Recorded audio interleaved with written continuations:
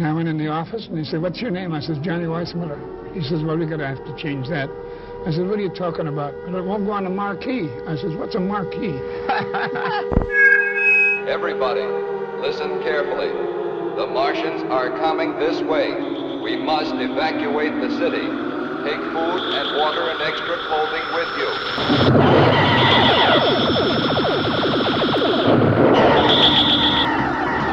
You are no longer in control of your listening device. Can't you see that you're at the mercy of every element of the universe? Rick and Ryan will take you on a science fiction cinematic journey into the post-atomic space age.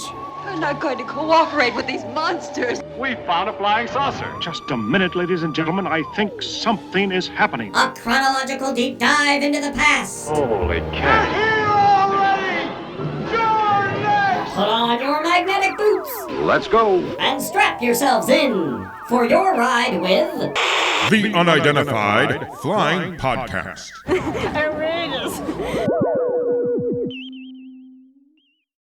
Hi, this is Rick, and I'm with Ryan Liskey, my co-host aboard the Lexaproteus 4, for another fantastic action adventure filled episode of the Late Night, the Unidentified Flying Podcast. Yeah.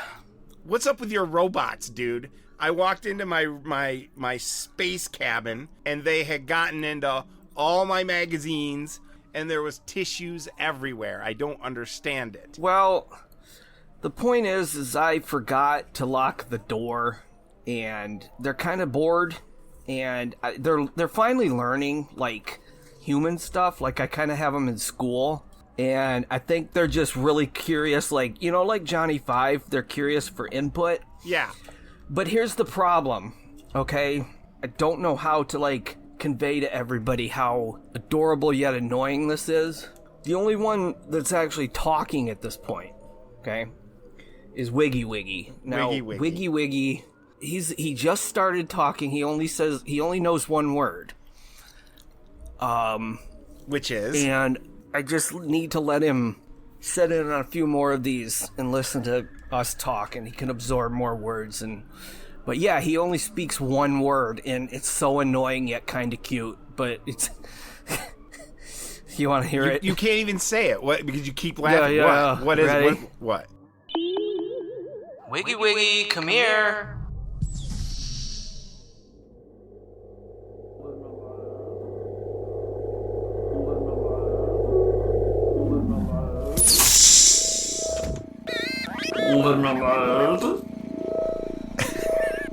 He says lemonade. Like, it's all he knows how to say. It's all he can say. Yeah, and what's with the tissues? It's like they're going through robot puberty. I don't even have girly mags up here, but they had tissues out, magazines, all those old sci-fi universe, like Mark A. Altman magazines and stuff, Cinescape, all that. Are they doing something like masturbatory to the Cinescape? I feel like you would know, because have you ever actually... I'll use the clinical word here, okay, so that we're not getting dirty. But have you ever ejaculated... What? In zero gravity? Ejaculate. Yeah, it's like when the Klingons got shot in Star Trek 6. So I feel like if they were doing that, you would know. Ejaculate. Yeah, but it's just oil, so it's hard to tell. Why, you have oil leaking all over your room? No, but they're robots. I have no oil floating in my room. Well, they like to do it in my room for some reason. I'm getting sick of it. Dude, get out of here. He'll learn a new word, but maybe he won't. Maybe that's all he'll ever speak. I do drink a lot of lemonade. I have a lot of that, that powdery shit they sold at museums with, like, the cardboard tasting Neapolitan ice cream. Yeah. the freeze-dried astronaut ice cream. Yeah. Yeah, I got a lot of that lemonade. Like, what is it? Was it Tang? They have lemonade. The Tang, yeah. Remember that? Well, yeah, I got astronaut lemonade. You have Tang. No, it's not Tang. I just was comparing it to Tang. I don't drink Tang. All right. Tang. What the fuck their names are? Woo and Wishwash. Wishwash and Woosh. Wishwash and Woosh. Do they have talk? No, they haven't learned to talk. Not a word? No. What do you think their first word will be? Do they have? I don't know.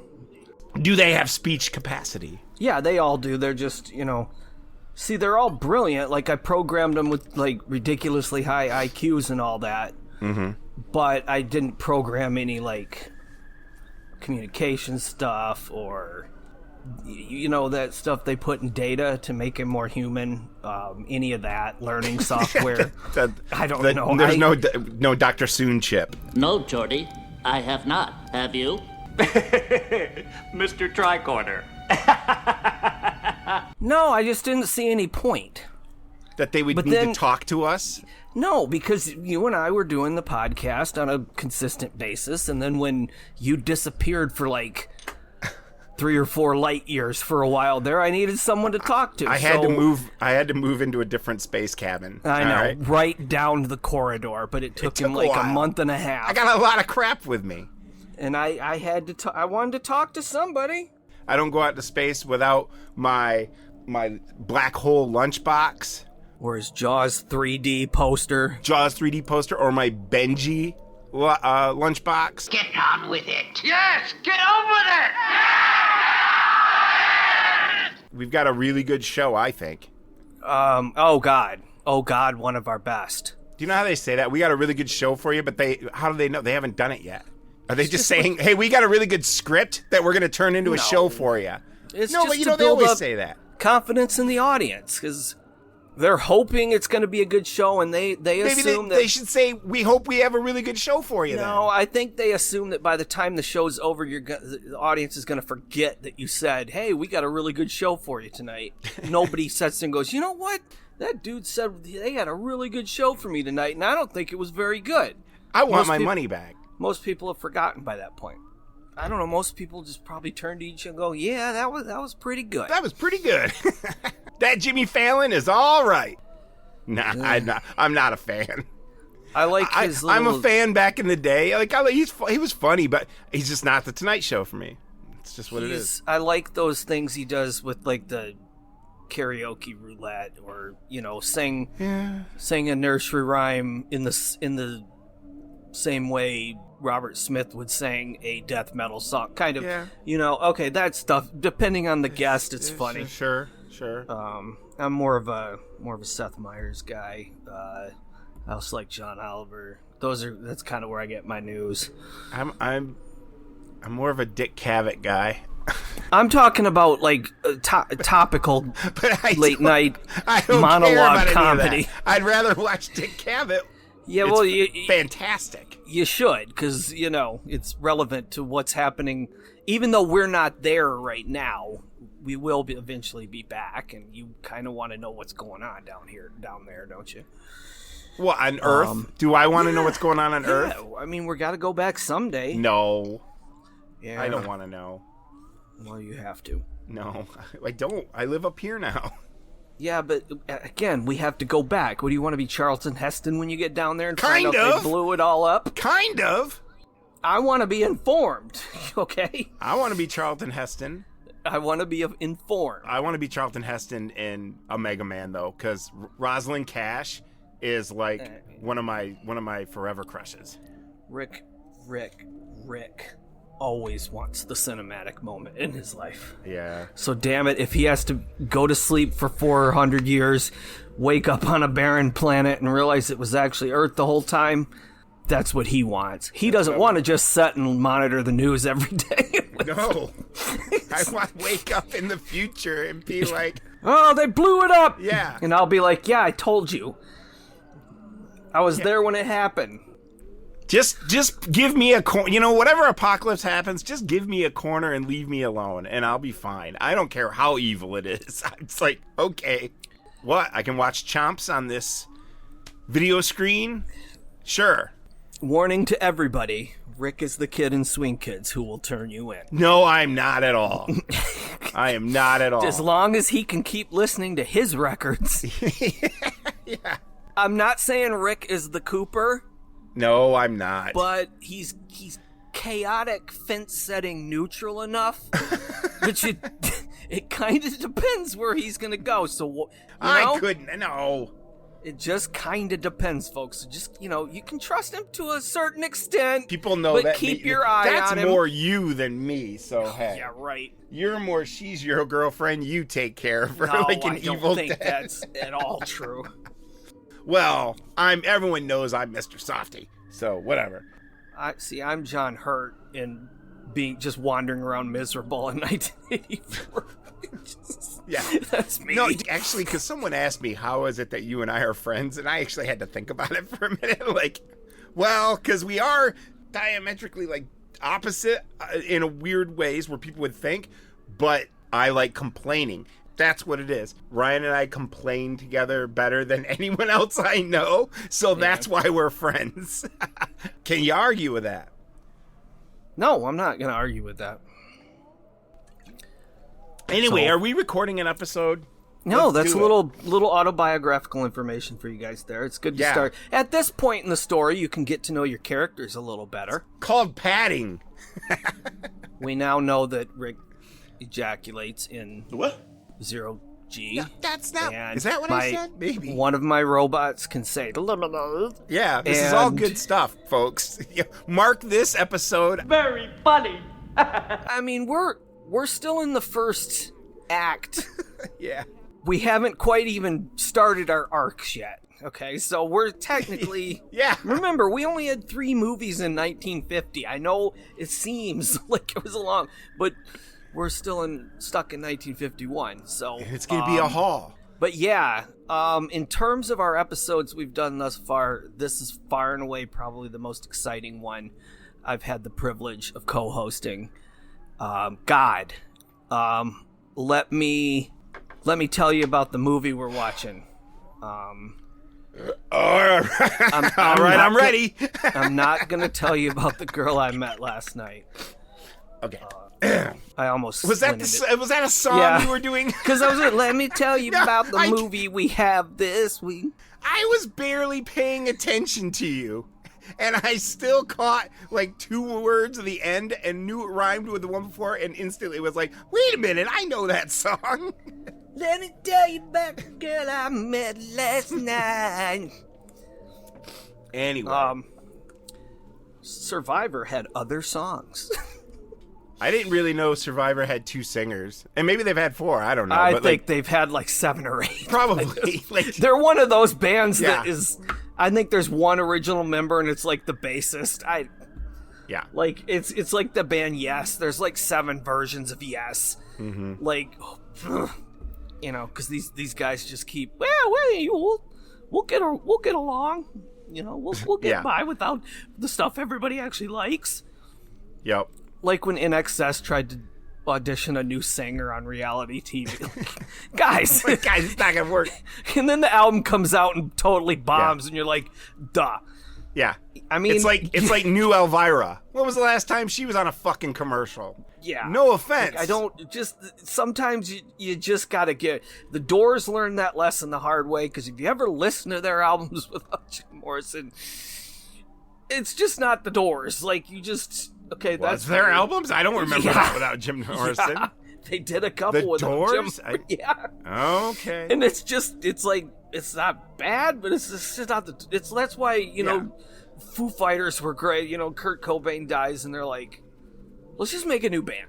Like, no, the only one that survived it, kind of, and it's still a split camp, but I mean, the name synonymously brings up both singers in your mind, but Van Halen. Yeah. Although there was that time Gary Cherone took over. Yeah. Do you they remember? had a third. I think they had a fourth too, didn't they? I don't know. And after that, I gave I don't care, but no, it was that other dude came in, yeah. But yeah. No, you're getting old, and you know a lot about stupid stuff that you shouldn't. When someone says something about "Oh Sherry" being a Journey song, and you want to be the guy that's like, actually no, that's a Steve Perry song. That is a Steve Perry solo track. Solo track, thank you.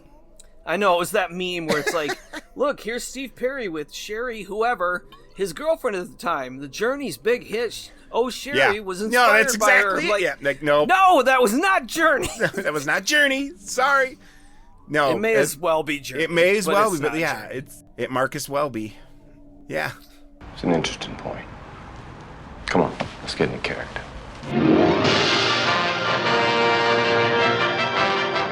Jungle Manhunt, released Yes. on October 4th, 1951, here in the United States of America.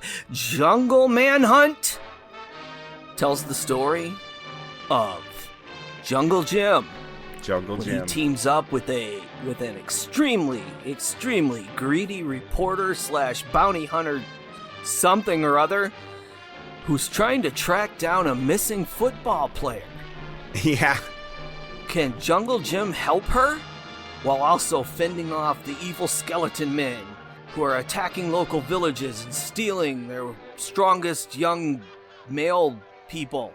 They kill everybody else. Kind of. Yeah. They kill everybody else. It gets almost Rambo, Rambo 4 brutal at one point. It's a little Temple of Doom at some point, except they aren't kids. Yeah. Anyway. Adults. They stole our adults. Folks, you rarely see it, but this is one of those rare times in cinema history where you get not one but two white saviors. Are you ready for Jungle Manhunt? Starring Johnny Weissmuller as Jungle Jim, Bob Waterfield as Bob Miller, Rick Valan as Matusa, Chief Bono, obviously white guy in brown face, and Lyle Tabbitt with comic relief from Tomba the Chimp. Jungle Manhunt, folks, directed by the very prolific Lou Landers, written by Samuel Newman, based on the Jungle Jim comic strip, which ran for 20 years. From 1934 to 1954, created by Don Moore and Alex Raymond. This is, of course, produced by the wonderfully hit-or-miss Sam Katzman. And take it away, Rick. All right. Jungle Jim. So, this movie, Jungle Manhunt, is actually the 7th Jungle Jim movie. So, true? I went back and watched 5 of them. How many are there? 16. There's 16 Jungle Jim movies. They are... Is it a longer running franchise than James Bond? No. Okay. It's very condensed, though. Well, it was a comic strip. And the comic strip's pretty cool. Started off as a comic strip. It was also a radio show at one point and a television series. But we'll get to that in a minute because there's an interesting sort of copyright weirdness going on when you get to the last 3 of the Jungle Jim movies. But we'll discuss that in a minute.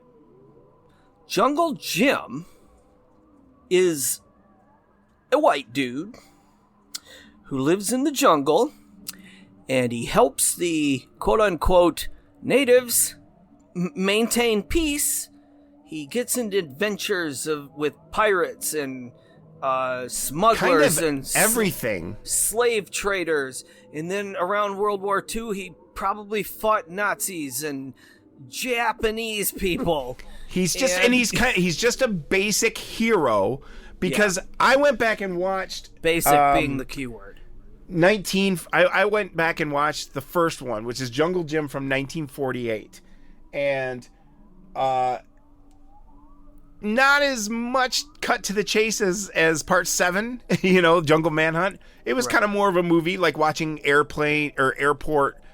The 4th Airport movie, and then comparing it to the first. The first one's outrageous, but compared to what happens later, it's not. And that's kind of the Jungle Jim movies. They kind of get more and more crazier, which any franchise does. But, like, the first movie, George Reeves is a reporter chasing him down. He ends up being a villain, like a James Bond villain, and he fools all the natives by taking a picture of them, and they think that he's a god, he can control time in this picture or whatnot. Every one of these movies is just some kind of bad guy doing something in the jungle, which sometimes the jungle, I can't get a handle at it. Sometimes they refer to it's like just the jungle, but some of them, the movies, I think, because they just open in the middle of an adventure. They're kind of like serials, but like actually long, hour-long serials, and it was a serial beforehand anyway, but yeah, it opens and a cereal. And a cereal. Like cornflakes cereal. I'm sure it's got to be. It could have been. I'm sure. Correct me if I'm wrong, Facebook, but I'm guessing there was a cereal tie-in and probably toys. Okay, well, Jungle Gym. What I was saying is, in the jungle, they kind of sometimes refer to it as like a preserve, like they're like with like the government preserve, and I'm like, so wait a minute, is this just like in a park in the middle of like a state somewhere or some, this jungle, or is it like in the jungle? It just fluctuates every once in a while. I don't know where. I don't really know what Jungle Jim does except for just hang out in the jungle. Well, the movies originally, Jungle Jim he's a hunter. Okay, he's basically just a hunter. Okay, is that it? Because they don't really go into his profession much at all. No, this is from the comics. Okay. He was a hunter, and he was based in Southeastern Asia. Okay. Mm-hmm. Now, for the movies, they moved the setting to Africa, and Jungle Jim is basically just. I think he's just a dude. That's what I'm saying. He's like a hunter. He doesn't really do it. He's just a dude. He wears a hat, kind of like It's kind of like if Raiders, if we had gotten the beginning with Indiana Jones, and then we never went to the college or never went to anything, we would just be like, okay, this is just this dude. He hangs out doing stuff. That's kind of Jungle Jim. I don't know anything about what Jungle Jim really does. Aside from being a hunter, his job is white savior. Yes. That is what he does. In like khaki pants. He white saviors. Yep. Did you ever play on Jungle Jim, Rick? I never played on Jungle Gym, but I played on a Jungle Gym. Yeah? Yeah. With anybody named Jim? It was fun. Anyway, that's dumb. Is that where that comes from? I'm sure it is.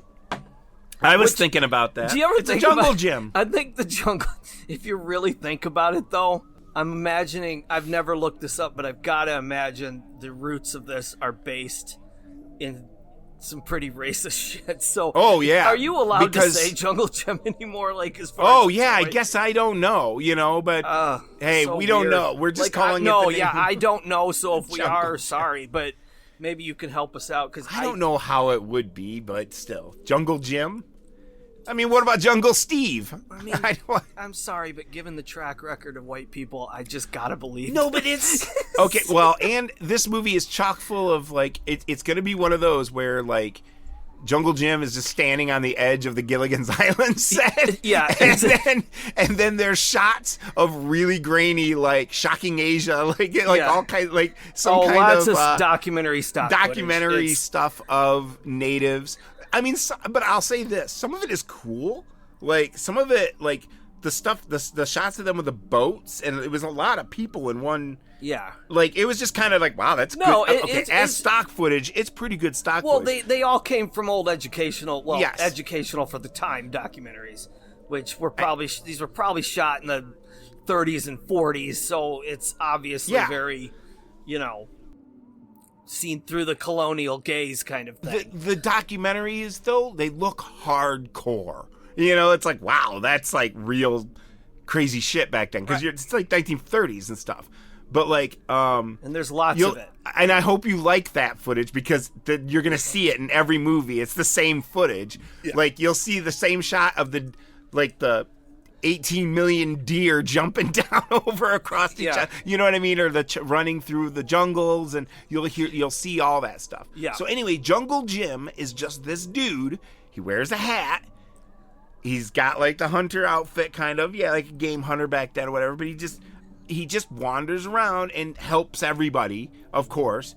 And he's got sometimes native pal named Bono or Bono.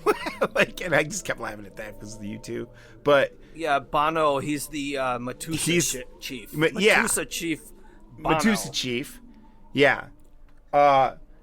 And yeah, there's gonna be parts in these movies where Jungle Jim has to disguise himself as a native, so he's rubbing dirt on him and stuff to make him look darker.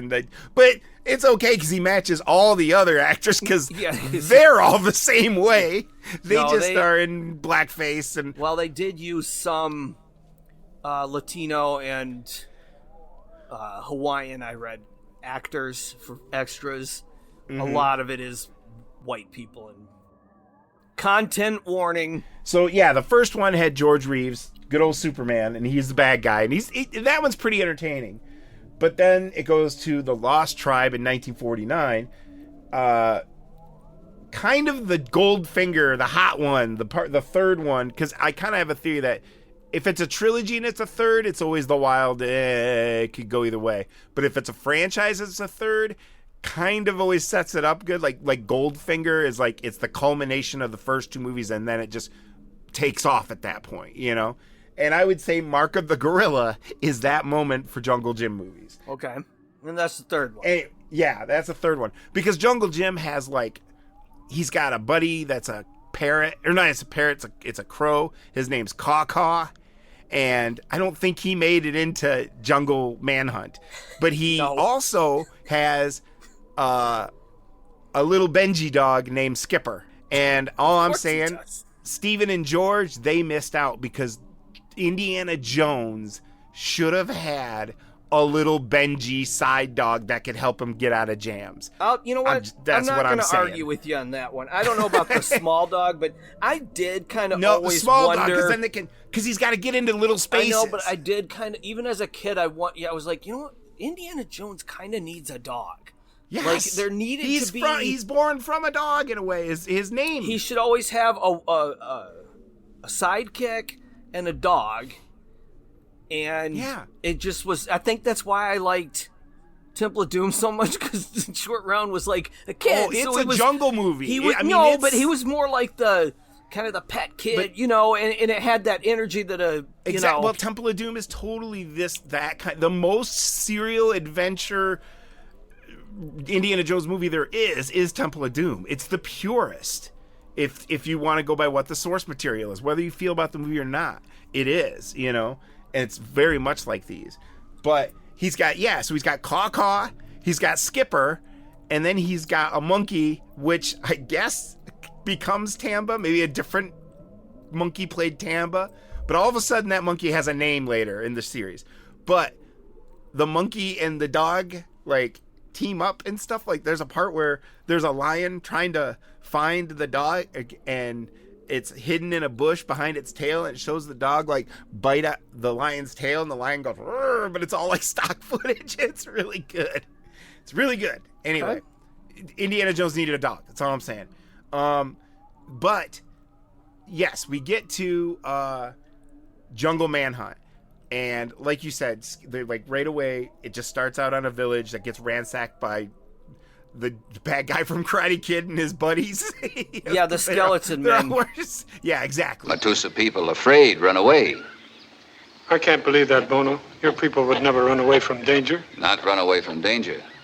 Run away from skeleton men. If you've seen, this is something Hammer kind of did a similar thing in their movie Captain Clegg, where they basically are tricking what they consider more primitive people by manipulating their superstitions so criminals can kind of move in under the guise of, something supernatural. And so it's ooh, Baron Zombie, and he comes up going, oh, there's skeletons, and then behind them are guys in suits loading trucks and stuff, while they're all going ooh and running around. They attack this village, and like you said, but at one point they throw a spear and it goes through the lady with a baby in her hand, and I'm like, holy okay, it's really, cheeseball done, but I'm just thinking 1951. I was like, ooh, damn, this is kind of rough, because the weird thing about Jungle Manhunt is I had said to Ryan, I was like, why are we doing Jungle Manhunt in 1951 when there's all these 6 other Jungle Jim? It's why is this in sci-fi? And I guess because what do we go by? We go by the Letterboxd. Well, no, we is that what we? I've looked up. I have several different sources I've looked at to But this made clarify, the cut of sci-fi. Yeah, what counts as science fiction. Obviously, but what I'm saying is none of the others did. It's a very broad genre.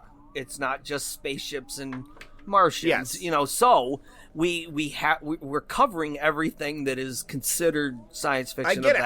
I'm not. No. I'm explaining to you why. Okay. There are actually I think a couple more Jungle Gym movies we're gonna get to, and that's why I only watched up until Jungle Manhunt, because I was like, we'll probably see him again, because there is one titled Jungle in the Moon Man or something. Yeah. No, the Man Moon. This is sometimes these have those elements, sometimes they don't. So if you're wondering why they might pop up, if you're curious, go watch the rest of them. I'm gonna fill you in. Yeah, I'll fill you in if you want to know, because I went down the Jungle Gym rabbit hole. Yeah, so just contact Rick in his DMs. Yes, because I might have shirts made. Yeah. For Jungle Gym now. The science fiction elements of this one are not as prominent as hardcore science fiction fans may want. No, I was questioning the whole way, and then finally it got to a point where I looked at you, because it's the bad guy. He takes you on this big trail of, well, I put this in here, and the elements clash here, and I'm like, oh, okay, here's the sci-fi, and then he goes, and then this cools this, and then out this, and the carbon here, and all of a sudden you have a diamond, and I was like, okay, I guess that's the extent of sci-fi, is he makes diamonds. He's basically a mad scientist, although he's less the, scientific progress comes first. Mad scientist. No, he's like a Superman. He's just TV a greedy villain. son of a bitch. Like he's just a money guy. Yeah, he's a money guy, and like Rick said, he concocted this completely ridiculous method of making. He doesn't even make diamonds. He admits they're fake. Yeah. So. That's right. They're not even real diamonds. No. He's got a whole island making fake diamonds. He's basically concocted a way to just make counterfeit diamonds, and he does it by throwing igneous stone in a big boiling pot of water. Careful, this might be how they make diamonds. We don't know. And then it freezes when he after he adds some sugar, and there's right, sugar, fake diamonds. So. There's your science fiction element to this movie. And it's kind of like he's kind of like the dad in Mosquito Coast. Like he's got the machine is not making ice. It's just this big thing that steams and scares the natives and makes fake diamonds. Well, and they got a mine for this igneous rock, so that's why they've been kidnapping all these men from the local villages, and they basically work them literally to Temple death. of Doom. They're kind of like, how many died today? 4. Yeah. All right, get them out of here and let's replace them. They're almost glad. Yeah. They're like, all right, good. Let's get some more. Yeah, this guy literally. It's so. Yeah. Just to make sugar diamonds, okay? They're in. What happens is we should also go backtrack a little bit. Okay, can I just say one quick thing? Okay. This has got one of my favorite kind of things where the villain has been so cool the whole time in explaining his plot, and he'll go, what do you think of that? All smarmy. And the woman will say something like, I think you're a dirty rat. And they'll cut back to him, and he'll have this like, oh, like kind of like, oh, like he's all rattled by what she said. It's really funny. Man. So backtracking a little bit, Jungle Jim obviously gets wind of all this and wants to help out, but the plot that's running concurrently is this woman who is in the jungle shooting footage for something, but she's also been hired by this rich guy to find his son, who happened to be a all-star football player in America that was in a plane crash and disappeared 9 years previously. This Bob Miller sounds like he's good and lost. For over 9 years now. He's listed in the War Department files as missing in action in a flight over the jungle. War pilot? Among other things. To a couple of million Americans, he was also Mr. Football. Robert Bob Miller. All-American quarterback, war hero, idol of the nation. Then one day he went out on a routine flight over the jungle and poof, goodbye, Mr. All-American. Now you're looking for him. That's right. So she's trying to find him or get some footage of the jungle. And if she can at least get a picture of this guy, the man will still pay. She's really greedy. She's doing it all for the money. Her and Jungle Jim, through a series of unfortunate events, meet cute, and they start talking and blah blah blah. And he takes her on a tour of the village and all that. And then like the next day, they just kind of run into this football player who is wearing a leather jacket. Him with another group of natives shows up and saves them, I think. Yeah, he saves them by throwing an exploding rock. Because, he's a football player. And the legend speaks of man who throws thunder with his hand. Would you be interested in knowing what they said about a white man? White man? Bob Miller? I don't know, but they're talking about a great white god. A man who throws thunder with his hands. Thunder? Well, if it's Bob Miller, that's a new one. He used to be pretty good at throwing forward passes, but one thing they didn't teach him at college was how to throw thunder. Jim, you think maybe man who throw thunder and man who lead bad natives, not same white man? I don't know, but I think we better get some sleep. We'll find out more tomorrow. And so they finally meet up with him, and he's really just this jock that kind of looks like Peyton Manning. And I can see that. I'm not kidding. Like, if you squint, I'm like, oh, that's the guy. I think he plays football too. But they just find him, and he's all just wearing a leather coat in the jungle and his slacks, and he's just, hey. Yeah, I've been like really just living here for these past 9. I've brought so much good stuff to these native people. Like, they depend on me, man. Why would I want to go back to the white world? And so of course the chick instantly falls in love with him and convinces herself that, I'll be the one to get him back to where he belongs. And so this guy is just white savior too. Like, he's your second, like, they depend on me, man. What would happen to him if I left? And all that. So yada, yada, yada. Of course, the football player and, Jungle Jim cross paths again. After about, they ask, old Bobby Miller, hey, will you join us in our fight? Nah, man, if it doesn't involve my tribe, I don't care. My tribe, it's his tribe now. Yeah. And, so, Jungle Jim's like, okay, have it your way, man. And then, like, but what happens to you happens to he gives them kind of the Gungan speech, you know? What happens in the jungle affects us all. You must understand this. And the guy goes, well, I'm going to go to bed. And then, like, literally, like, the next morning, he's like, I'm in. And so, they've all decided to fight. And now, along the way, while they're trying to track down this mad scientist and his tribe. Because apparently if you're white and you go to Africa at this time in history, you can just grab a tribe and it's yours. Because there's like 3 of them in this movie. Yeah. This is my tribe. No, this is mine. It's like, okay. Meanwhile, is this in a government preserve? We don't know. Like they say in other movies, are they in a state park? Yeah, or are a jungle. they in the jungle? I don't know. We cannot tell.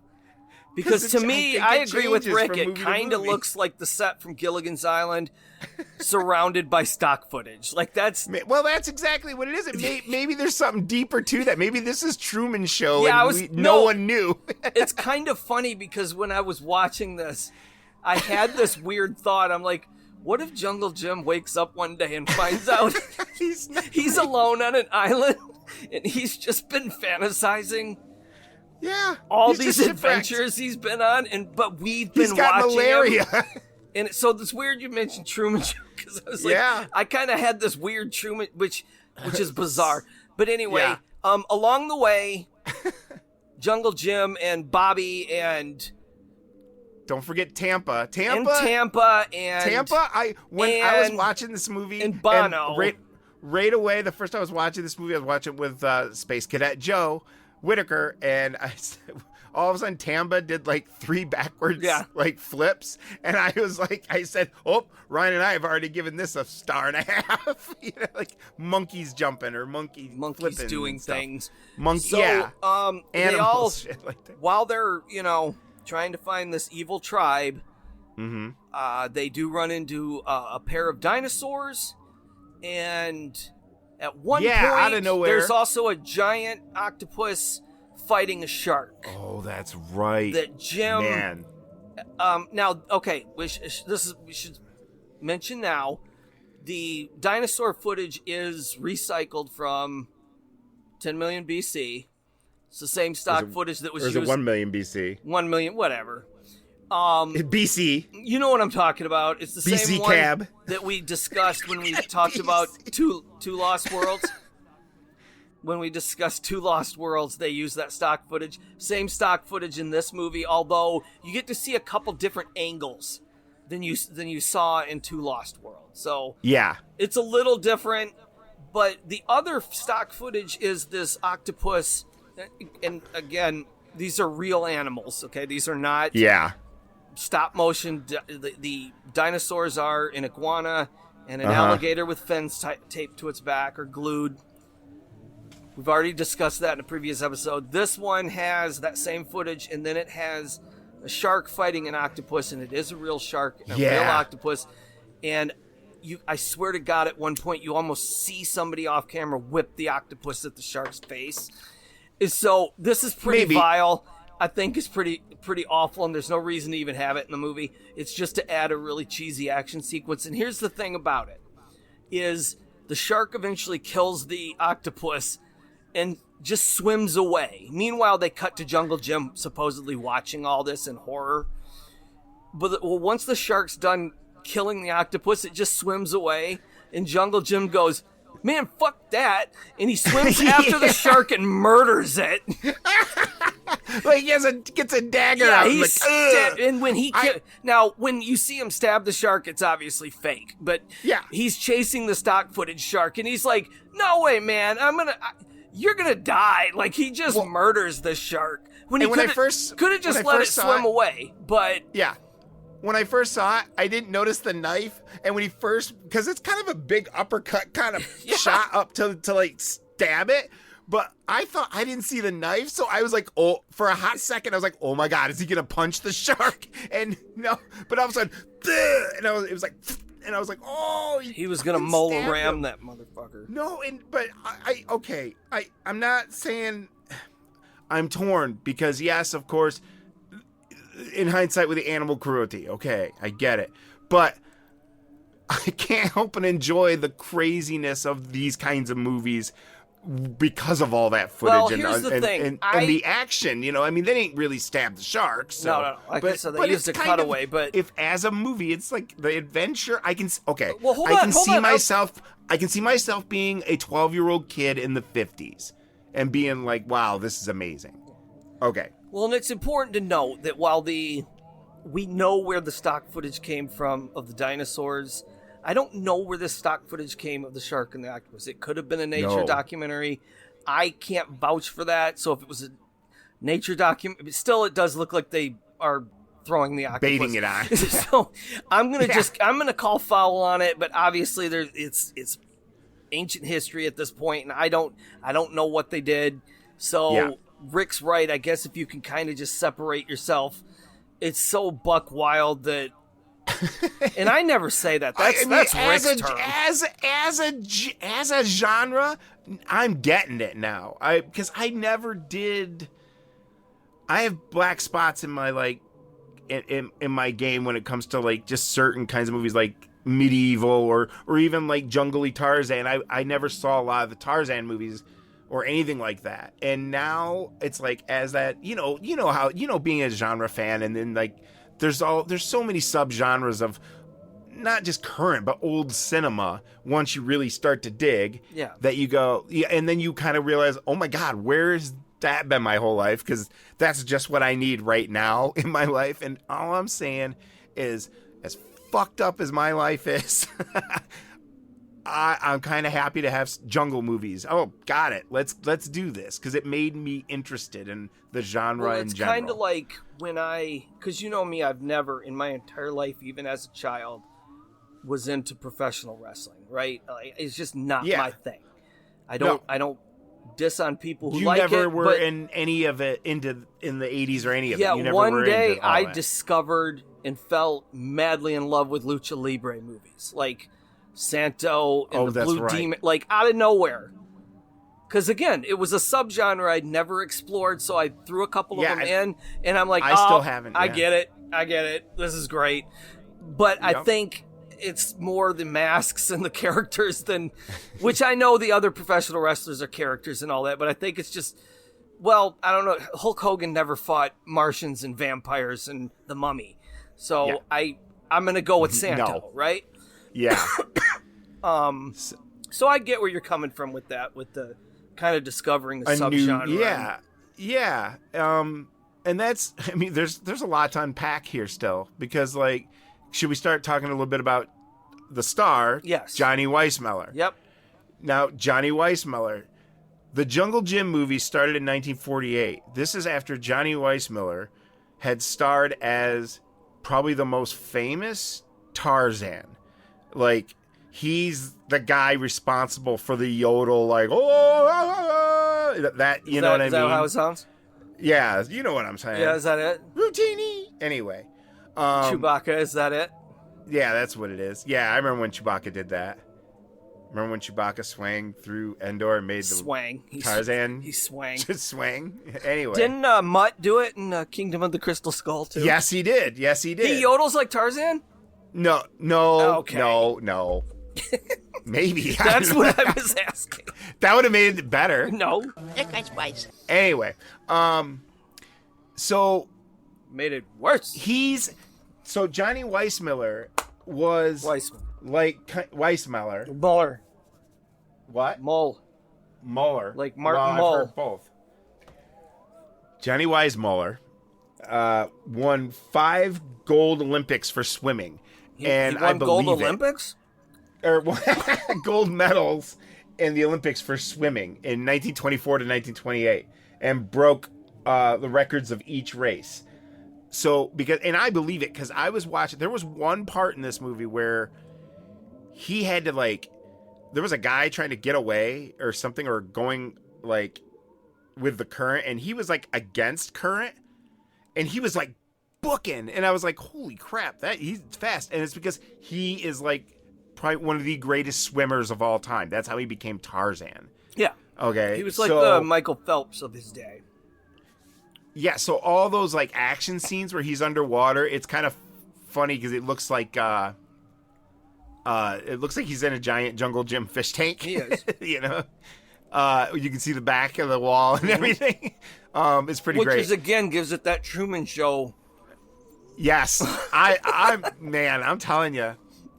Go deep on the Jungle you got to recut all of them and do a Truman Show-esque trailer. Yeah. Yeah. His name was Jim. Was Jim. But anyway, he had a crazy life, kind of. How he crazy? Got married how crazy? Well, he got married 5 times, and that's crazy. Waka waka. But anyway, take my wife, please. But seriously, folks, he was on a golf course in Cuba during the Cuban Revolution, and all of a sudden they were surrounded by a group of Fidel Castro's soldiers, and they were going to kidnap them. And the Johnny Weissmuller gave his this is what they say. Gave his Tarzan, that thing. And they all recognized him and escorted them to the safe zone. And even gave, this is the best, this is what makes me think it's bullshit, and gave him $100 bill. You never know, dude. That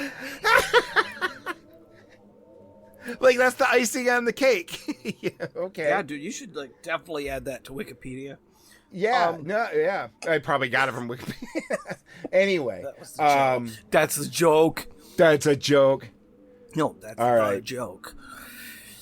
I get it. Yeah, Johnny Weissmuller, definitely a superstar of his time, and a bit like Arnold, who, got his start in sports and then segued. Once he kind of took all the titles in that sport, he was like, yeah, fuck it, I'm going to do movies now, and, Yeah. And he did the Tarzan movies, but he was under such weight restrictions, and he was getting older, because it's played, there's 10 Tarzan movies, but he would get fined $5,000 per pound that he was overweight. So if you gain 3 pounds over, that's $15,000. And keep in mind, he only made $75,000 for that movie. So for those movies, and there was a thing in the clause where they could do it up to $50,000. So he could. And to think, and now only actresses are treated that way. I know. He would. That means if he had gained, that much weight, he could have had to owe $50,000 of his $75,000 salary back because of every pound. Yeah, it's kind of shitty. And you look at the reviews with Jungle Jim, and they're talking about stuff. It's there's a lot of talk about this fat guy, but he's real physically brave, but so it's fine. But they kind of talk about how paunchy and chubby he is, and meanwhile, any one of us would kill to look like Jungle Jim right now. You know what I mean? It's just so crazy to think that it was that they were that bad on him for that, because guys like that, it didn't work out like that. It didn't have that look where they have the pecs and all that. Now it totally is just in the. I mean, Tarzan has a little belly, he just does. But yeah, so he. I mean, it made me want to take my shirt off. Yeah, and I exactly. did. We should do it. We should do it now. No, I already did. But besides, my pants are off. And so Johnny Weissmuller, also, at some. I don't know where it was, some conference or something, some ship crashed, and he personally saved, because he's such a good swimmer, 11 people from drowning. It's kind of amazing. So he's a real superhero. Yeah, I heard that there's a long list of people, in real life people he saved. Yeah. It's kind of insane. And the funny thing is George Reeves, how George Reeves as Superman, he's still got that, hey, how you doing? He's got that higher register voice like that, for Superman. But Johnny Weissmuller, he comes out and he almost sounds like Mr. Anderson from Beavis and Butthead. He's like, well, hi, kids, what do you do? Yeah, he's like, well, gee, Tamba? Yeah. It's like, oh, God. I have no idea. He has such a weird, soft voice for being the hero, too. Well, let's talk about that for a second. Okay. Weissmuller, no doubt an important figure in movies and, in terms of the history of franchise filmmaking and even action-adventure filmmaking. He's an important figure, has a star in the Hollywood Walk of Fame, all that. But I gotta say, acting ability-wise, he's not good. He makes Chuck Norris look like Daniel Day-Lewis. Yeah, I agree. I love the guy, though. I love these He movies. kind of anti-acts. Oh, it's like he's not even, he doesn't, there's not a single moment, moment of inflection. There's not a single, line delivery that isn't sub-monotone. And I just wonder, is he more dynamic in the Tarzan films? That's what I'm wondering, because he didn't have to say much. Because I've never seen those. I've never watched any of those originals. I'm so going there, though, but yeah. So I wonder if he had more charisma and stuff as in that role. Yeah. Because if we're just basing this on Jungle Jim, this dude's kind of boring. Yeah. He's but like the football player guy who had only has a little more charisma. He has slightly more charisma, and he's not even he hadn't even slightly been in any other movies, I don't think. Yeah. because he was a real life football player that they were like, oh, we got to get him on screen. Yeah, he's in a few things, but not much. Yeah, not as many, because Weissmuller not the actor that Weissmuller. Weissmuller had made a ton of movies before this one. Yeah. Like, you'd think he would had honed his. Although I'll say the same thing, oddly enough, about Chuck Norris. If you watch like a few of his early ones, like Tough Guys Wear Black and Breaker and stuff, like those weird ones. Yeah. His acting is like there. Like he's acting. He actually gives performances, and then you watch him in Invasion USA and he's a tree stump. He's just not doing so anything. I'm wondering, did Weissmuller have a similar, is he like, oh man, I'm great and cool and dynamic and thumbs up Jean-Claude Van Damme meets Jackie Chan kind of charisma, and then he just sort of like coasted for the rest of his career? Yeah, like because he's very like, or does he start out this wooden and people just thought it was? I think it was the physique. It's like if Jim Cotta became huge. You know, Kurt Thomas as Jim Cotta. It's like if he became huge because he couldn't act. You know what I mean? Like, it's one of those. But he was fit and physical and whatnot, but he never got the career. But somehow, Johnny Weissmuller, God love you. Because I really, Johnny, if you hear me right now, I'm really loving your movies. So don't take it the wrong way. But you kind of suck. So, but I enjoy it. You don't suck, you're just not good. Yeah. You can't act. No, does he need to? A little? I don't know. I don't know. He can swim fast. Dude, he punched a shark. He didn't punch a shark, he stabbed a shark. But you know what? He also, he risks his life, wrestling lions and cheetahs. And when the dude dives off a dock, man, it's perfect. It's like textbook. In the water, no problem. He's back up and he's swimming 100 miles an hour. Well, and it's such a jarring, sort of, cognitively, it's sort of weird when you're watching this because Weissmuller is so wooden and monotone, and then all the white actors playing native roles are all that Tonto, broken English, me not understand why cloud cry kind of thing. We saw Caw, inform skipper, Yeah, and it's so but those are all in super monotone, so there's such a weird, just non-energy to a lot of the dialogue scenes. And that's what makes the girl stand out so much, because she's kind of a bitch. Because she's so shrill and mean. Yeah, and she's she's almost like Jennifer Jason. Well, it's that type that in Hudsucker Proxy, she's kind of quit talking and get out of the way and blah, blah, blah. She's got that energy. And the rest of, the first time Jingle Jim comes up to her, it's like, well, I do believe that I saw you jumping. And it's like, what? Oh, my God. He speaks truth. Saw you, he did. I saw you jumping in the water. Well, and then you get, But he kind of has would you say he kind of had, just physically, a John Wayne kind of look? Maybe a little. But a little, But then, you do get scenery chewer Lyle Talbot. He's amazing.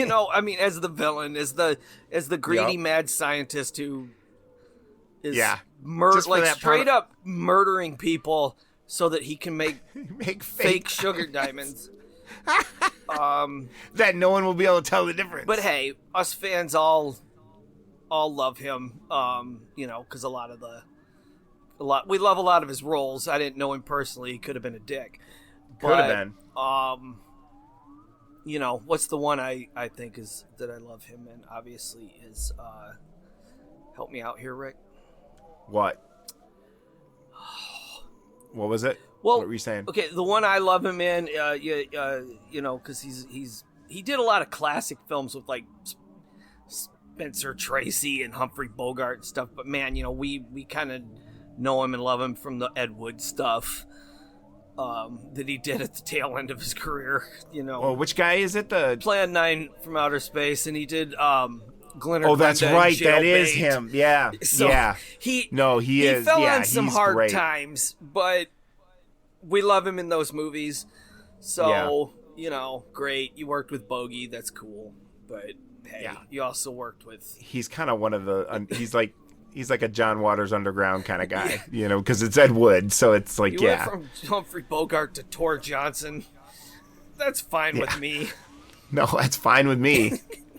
It's fine with me. So, but he's always fun, and he gets to... Yeah, he's really fun in it. Camp it up as the villain. So that's a much needed... And he kind of has an outrageous death. Yeah, like, I would say so. There's a lot of stuff like that in Jungle Jim movies where I'm like, whoa, all right. So some other things just a few things about Weissmuller. Johnny Weissmuller is that he's on the Beatles Sgt. Pepper album. Yeah, the cover. Not the album. The cover. Yeah, he sings. He's like, the magical mystery toys. It was 20 years ago tonight. Yeah. Dr. Pepper talked about... Yeah, totally. Yeah, but it's all that. What would I do if I sang out of tune? Would you stand up and walk out? He also like had kind of a turbulent marriage life. He had like he was married 5 times. Oh, I know. So you know what I'm talking about. He's got Julia Roberts beat. Wasn't she like notorious for that too for a while? Yeah, like so he married one of his wives was Lupe Velez. Yep. And she was like known as the Mexican Spitfire or something like that. Yeah. A series of films, the Mexican Spitfire. And sounds like that girl had a temper because she killed his dog. Yeah. And when Ryan Murphy makes the real Hollywood story. Oh, I would adore that. Of this, like I would love that. Betty and Joan. Yeah, I would adore that. Okay, well, the other thing that's kind of interesting is just in terms of the other Jungle Jim movies, there's one called Pygmy Island, and that has stars Billy Curtis, who's our old friend from The Thing, from Another World, Billy Curtis, and in that same movie, Ryan's number one idol is Tristram Coffin. Oh yeah, is also in that. Tristram Coffin. Yeah, I love Tristram Coffin. Is he? Yeah, and I guess Johnny Weissmuller's son became like a bit actor, and he's one of the guys in the police outfit or the chrome robot outfits in THX 1138. Random. Yeah. No, that's great though. Yeah, it fits the body frame, kind of. So yeah, Rick is and all also, about he was in Jungle but he was Jim's also body in this episode. No, this is Jungle Jim Jr. I'm talking about. Yeah. He's an adult. He's he was also doing parts in so he must have been a Lucas guy a little bit because he's in a little bit of American Graffiti, I think, also, and stuff like that. So that was his son. Yeah. What's his son's name? I think Johnny Jr. It's Junior. Junior Weissmuller. It's Johnny Weissmuller Jr. Oh, okay. Not Junior Weissmuller. Johnny Weissmuller Jr. Yeah. With Tristram Cochrane. Jungle Jim. Do you think J.J. Abrams stands for Jungle Jim Abrams? I kind of hope so. Yeah, it would make Rise of Skywalker a whole lot better. Yeah. Anyway. Wow. Let's see. So, anything else? Yeah. Again, we're gonna Yay, Jungle Jim. We're gonna get to a couple more of his movies as the decade wears on. So we'll just get all this stuff out of the way now. But interestingly enough, the last 3 movies in this series are I don't know how canon these movies are, but these ones are sort of alternate canon. Okay? Oh, yeah, that's right. Because at around the time they were making the 14th one called Cannibal Attack, Weissmuller They got great titles. He was contracted to star in a Jungle Gym TV series. Okay. Yeah. Now, the company that owned the TV series owned the rights to the Jungle Gym name, so they could no longer use it in the movies. Even though they've got the real Jungle Gym. In the last 3 Jungle Gym movies, he's known as, ready for it? Johnny Weissmuller. Okay? That's it. So... That's so good. There are hardcore fans out there that will get all elitist on you and be like, well, technically, the last 3 are not Jungle Gym films. Yeah. So, but this is real. So there is a weird, when you get to the last 3, they're still considered part of the series, but they're not technically, kind of like how Charles Band disowns Demonic Toys versus Puppet Master. He's just like, nope, it's not part of either series. It's nothing. It's just a fet. Yeah. I read that the other day, so I'm just throwing that in there. So something else interesting here, which I gotta be honest, I did not do before the show, and I feel awful about that. Like, seriously awful that I did not do this in preparation. But if you look at the poster for Jungle Manhunt, Jungle Jim is in a knife fight with a dinosaur. Okay? Like, it looks like it's probably some bootleg T-Rex. And then you see the Skeleton Men, and there's Tamba jumping into the action. But yeah, Jungle Jim is definitely stabbing a dinosaur. Yeah. Now, here's the thing. That scene is not in the film. He does stab a shark, but he does not stab a dinosaur, nor does he ever even get close enough to the dinosaur. However... No, they the dinosaurs just happen around them. But here's an interesting bit of trivia. If you care to go watch the trailer for this film... Yes. And you go to the 53-second mark... I'm glad you're precise. The fight is in it. Yes. With the dinosaur. Yeah. So they did not use it in the movie, but they used it in the trailer. Maybe someone can stitch it back into the movie somehow. Maybe like a Peter Jackson edit. I have not watched it, so I don't know if it's dope. I think it's gotta be. It's probably, yeah. I mean, because they cut it because they said it looks silly because it's a guy in a. That's it, because it's a guy in kind of like a T-Rex outfit. That movie Unknown Island. And then they recycled some of it in Godzilla Raids again, where you see the floppy hand dinosaurs that are just dudes on stilts inside the. And one faints in the background because he's too hot, and they use it. It's that kind of floppy hand dinosaur. So why don't we watch the trailer right now? Okay, I found it, 1951. Going to the 53-second mark.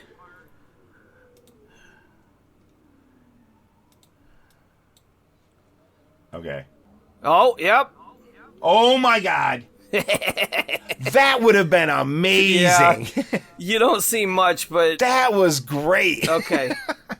You'll have to find it yourself. Up to the minute reporting here, folks. We just watched the trailer, and that was outrageous. You don't see much of it, but I gotta see it again. I would have actually been all about that had it been left in the movie. In fact, I prefer it to the animal snuff footage. Totally. Like, if you're gonna go there, I'd rather see a dude sweating inside of a costume getting beat up. Oh man. By an Olympic swimmer. Oh my God.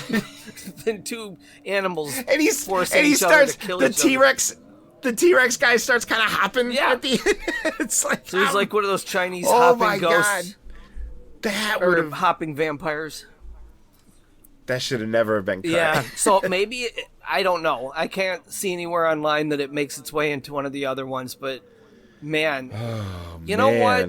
Boo on them for making that change because that's really good. Honestly, I would have been much happier with this film if that had stayed in there. Yeah. Extra half star easily. Much, much happier. Which brings me to this question. What'd you think, Rick? What'd you think about Jungle Manhunt? About Jungle Manhunt. All right. I really liked Jungle Manhunt. Yeah? Clearly because it sent me down the Jungle Gym spiral. Just finding out it was the part 7, and it was like, why are we watching this one? And then it was like, oh shit. And then, yeah. Now, did you not know it was a series when you first saw it on our list? Yeah, but I didn't. Maybe, but maybe I would have thought a couple of them. Maybe I'd heard of it before, but I didn't. I didn't know there was like, okay, there's more. There's like 16 of them. It's well, like, and they made them in 7 years. It was from 1948 to 1955. So in 7 years, Johnny Weissmuller did 16 movies. Probably that's more. Pretty insane. It's pretty crazy. Yeah, half of them they probably cut footage because probably repeat footage of him walking around the set. I knew of this film series, but I'd never seen it because I kind of always now I know mistakenly assumed it was a like Tarzan ripoff, and I've never been much about those kind of pulpy jungle adventure movies. They're just not my thing. So I never even as a kid I didn't care about Tarzan. Yeah, me neither. But so I had planned someday. Jungle Book was where I lived and breathed, and that's about it. But I figure someday I'll get to a couple of them. I like to give everything a chance. But well, I got bit. But I'm kind of surprised. The Jungle Jim is more of a basic just white hunter guy. He's not some savage feral child that was raised by wolves growing up with bears. He's just a guy. Yeah, he's just a bear. Or a bear? He might be. Little hairier, he might be. But no, he's just a dude. So he's just a dude. And just a dude. I'm just a dude hanging out in the jungle. But it sounds like you've become a super fan, Rick. I kind of. Wow. Kind of. Yeah. Wow. Well, it's something. So, yeah, I think they're fun. I see, and that's the thing. I was never really into Johnny Quest either as a kid. I wasn't really into that stuff, and therefore, I mean, like Indiana Jones was kind of where it was at for me, and then maybe King Solomon's Mines. But even the outskirts of that adventure jungle type genre, I never quite got into either, unless it had cannibals in it and it was directed by some Italian dude, then it's like, oh, okay.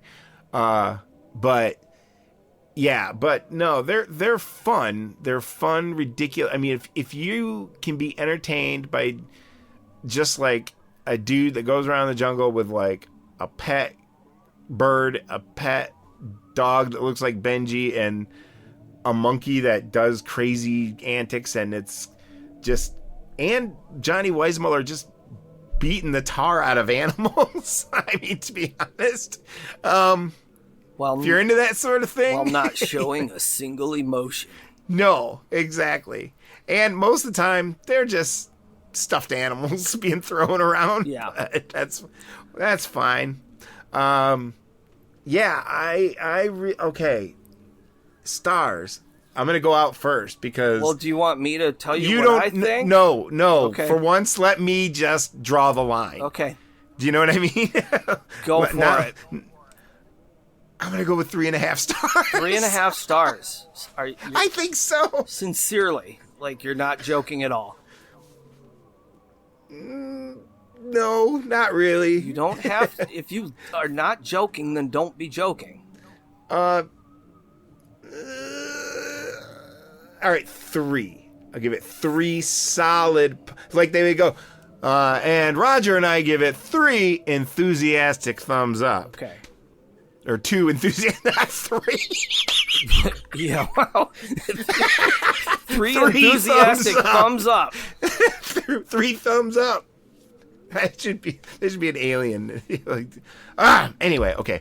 Yeah, I'll give it 3 positive stars. Okay. 3 bright, shining stars. Okay. Well, Rick, I'm really glad. I am really glad that you have discovered a new subgenre in which to explore, and I'm glad you enjoyed this movie. I was not as enthusiastic as you in my response to this. At first, it didn't distract you from your sadness of life. No, it sort of reminded me of the movie we talked about a couple episodes ago, the Lost Planet Airmen, where the edited down serial. This kind of had that energy at first, and it kind of got on my nerves. But then it kind of there's more of a plot, though. Well, no, and it slows down and gives you a story, and it is pure pulp. Like, I get that. This is pure pulp. And it's kind of got Doc Savage feel to it. It's what it's supposed to be. So I just went along with it, and there were some times I laughed, at unintentional things that I just thought were charming. Yeah. And a lot of times I rolled my eyes and and then but overall overall I'm like, okay, it's just an adventure movie, and they gotta do this and then do that so this doesn't happen and blah blah blah. Great. And then it gets to the end and I'm pretty much just left feeling all right.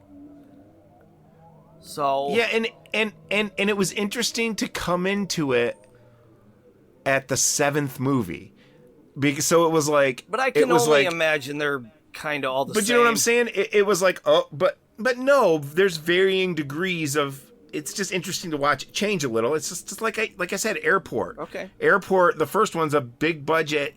Like the first one isn't really big budget, but you can see. I mean, there's it starts as a movie. And these things that go on for 16 films back then. But it was interesting coming in right at the half point. It was like if the first Police Academy movie we watched was Citizens on Patrol. Okay. So, you know what I mean? So it had this, it was like we were watching Jungle Jim for the first time as a well-oiled machine already, So it was kind of interesting to be like, okay, if this is kind of some of the cream of the crop where it's not a lot of story and it's kind of like the Moonraker era of, then I'm into it, and I'm like, okay, it made me want to expand forwards and backwards. And shit, it's only 7 years, so they make 16 movies in 7 years, Okay. But it made me want to go do the Tarzan movies. It piqued my interest. So it didn't really. I mean, I would watch them. There's, as I said many times, there's not really anything I won't. But it didn't really make me eager to watch anything more. I think it's because a few years back, I did this thing where I was trying to, for some reason, got into like just really old-fashioned westerns, like from the 40s, early 50s. Before they got real dark and revisionist, like just the real cheapy 60-minute Tex Ritter, Will Rogers, whatever. The shot on the back lot, real Lash LaRue westerns. I started with a couple of those. And the kind of ones that Rustler's Rhapsody is kind of making fun of, or not making fun of, but the tribute to. I think I watched 4 or 5 of them before realizing these are all the same fucking movie. And same with Jungle Jim. And I get that same feeling when I look at the Jungle Jim movies. Like, I think I'll wait till the next one we're going to do, which I think is in 53.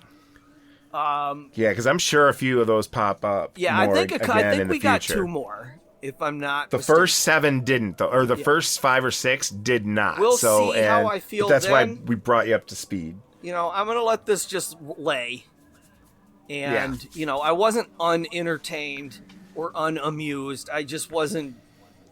Nothing stuck out about it to me. It just, it just... left me just feeling kind of meh. So I'm gonna have to give this 2 stars.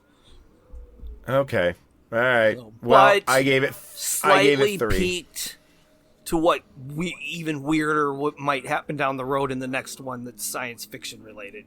Okay. So you'd say it was 2 enthusiastic stars? No, just 2 stars. Oh, okay.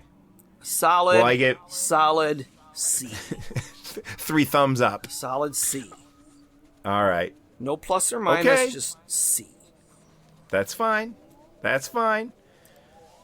when the captive girl comes around in Pygmy Island or the versus the Moon Men, you better buckle up, mister.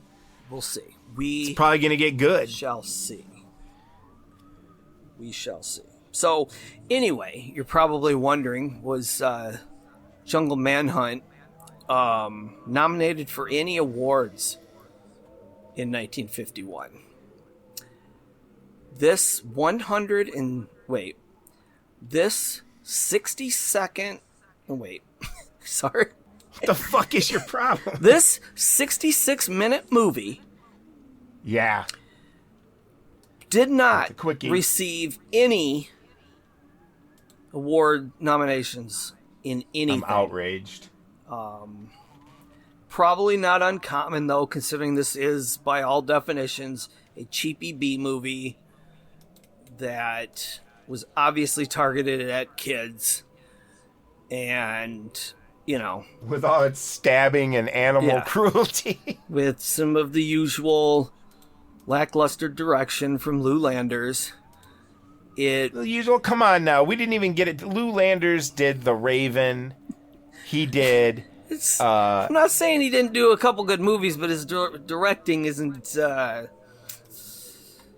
it's not what I would call masterful. Man, but he has a few under his belt. I didn't say that. Okay, because I don't really like Return of the Vampire, and he did that. Yeah. But okay. When he did Terrified, 1963. Okay. But I mean, he did. I don't want to. This is another rabbit hole I might go down. Because he did Davy Crockett, Indian Scout. Again, I stand by what I said about Lou Landers. Okay. It's nothing personal. Doesn't he have another classic in there? No! Hold on. Not really. He's got a lot of movies. He made like 130 movies, and he's got some good ones, some good, decent movies in there. But I don't really look at him as a visionary. Okay, he's not Jacques Tourneur. He's not even Edward L. Kahn. Okay, he definitely did a movie called The Boogeyman Will Get You. He's definitely better than Conrad Mickle, but he's no Fritz Lang. He's no Val Robert Luton. Wise. Do you get what I'm saying? He's no Todd Browning. I get it. It's fine. But you know what? He did something. Give him credit. But he didn't. I didn't. All right. So 2 stars. It did not. So no awards.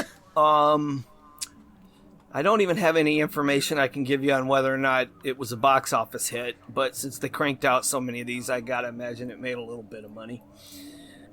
There is another crew person of note attached to this film. That is the composer, whose name, if I mispronounce this, I am so sorry, but it's Mikhail Bakelennikov. Yeah, it's a pretty wild name. He's from Russia.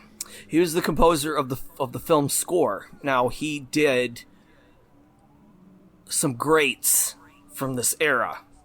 Okay, he's also responsible for It Came From Beneath the Sea, Earth versus the Flying Saucers, Really? Giant Claw, 20 Million Miles to Earth, and The 27th Day, which are all movies we will be getting to eventually, and among numerous other movies. He's not just those. So this guy, that's pretty hot. Pretty good score. I can't say I remember much of the score in the movie, but pretty good. Yeah, this guy knows what he's doing. The Jungle Gym doesn't really have a theme. But you know what? He doesn't really have a theme, but he does have a piece of music he walks out to in the beginning of every movie. And it's kind of funny because Jungle Jim, he just kind of walks up to the screen. He's walking in the jungle and it says like Screen Gems, whatever, presents Jungle Jim. But Jungle Jim just kind of looks lost. Yeah. He just looks lost in the jungle, just kind of, oh, okay. And then he just walks off. That's like his barrel scene. They do the same thing in the Santo movies. They all have their own little Starring just them kind of Centone, standing and around. him walking up, doing so, or he's already in the middle of a fight. And Yeah. it's just like Blue So Demon, good. and he's in a completely different fight, and But So it's why good. you get into them. Man, I gotta get into those. I've never gone down that rabbit hole, and I really. We got one coming up, but I recommend everybody get into those. They're lovely. Yep.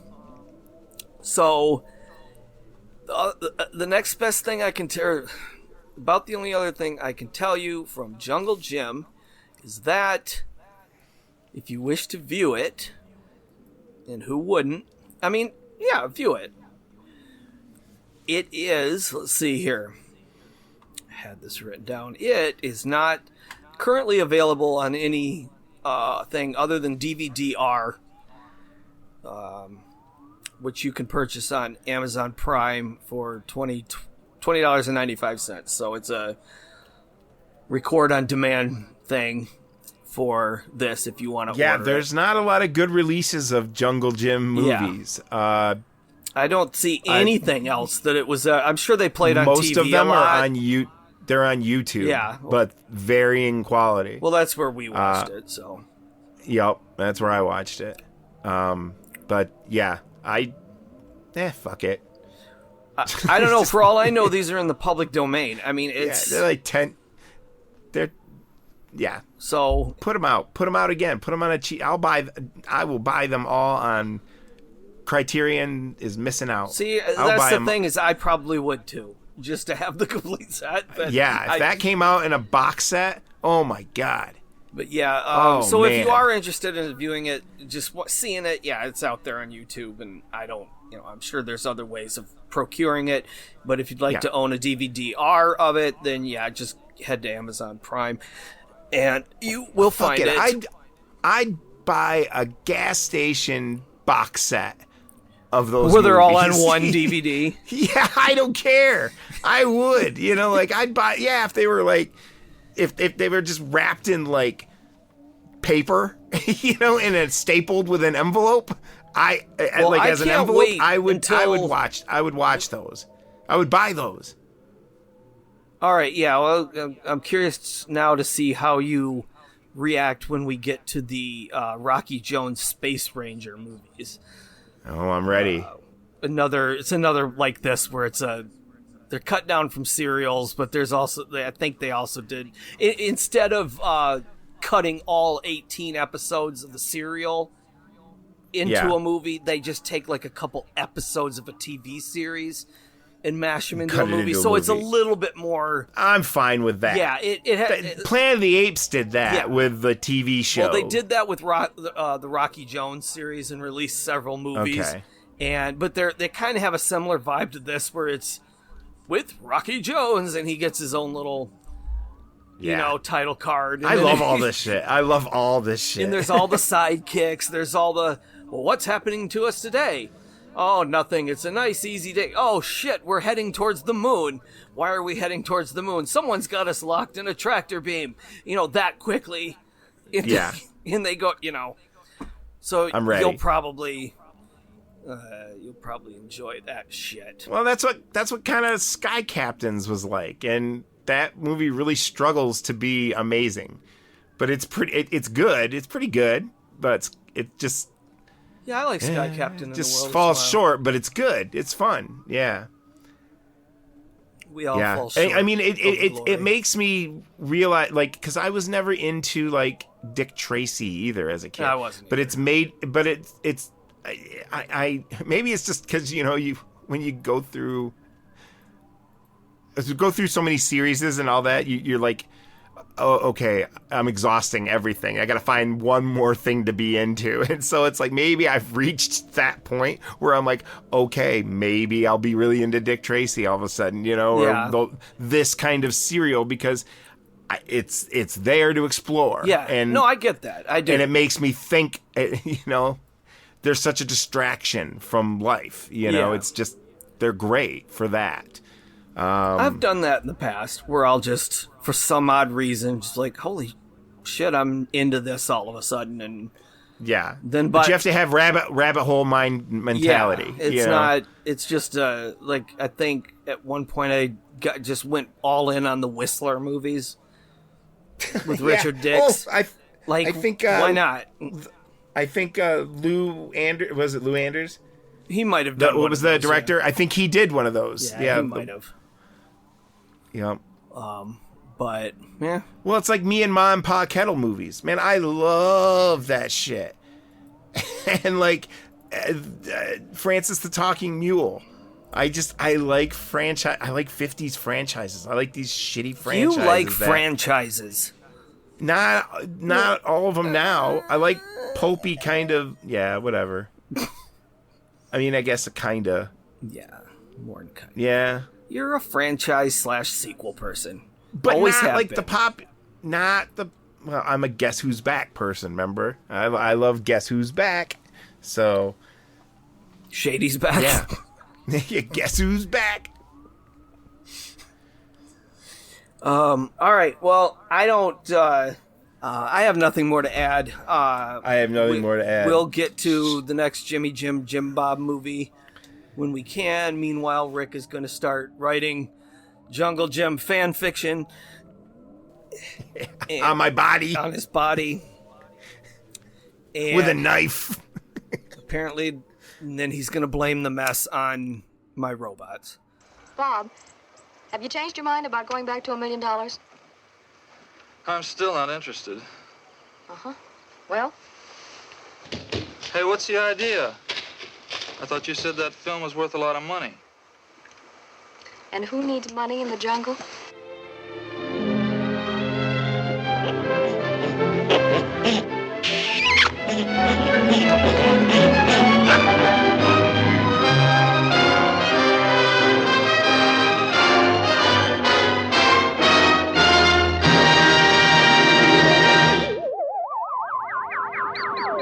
I'm Ann Lawrence. Jim. Jungle Jim? That's right. Oh, no. Oh, it couldn't be. What's the joke? This is Rick, and on behalf of the crew of the Lexaproteus 4, I just wanted to say thank you. The importance of you listening to our show is of extraordinary magnitude. So please like, share, talk about it to your friends, post a comment, anything you would normally do on social medias. You have our gratitude. If you write a review, we'll read it on the air. And once again, smash, hit, whatever the kids say, all the like buttons, and help us defeat Algorithm, the Dark Lord of the universe. Tune in next time when Ryan and I take a trip to the unknown world.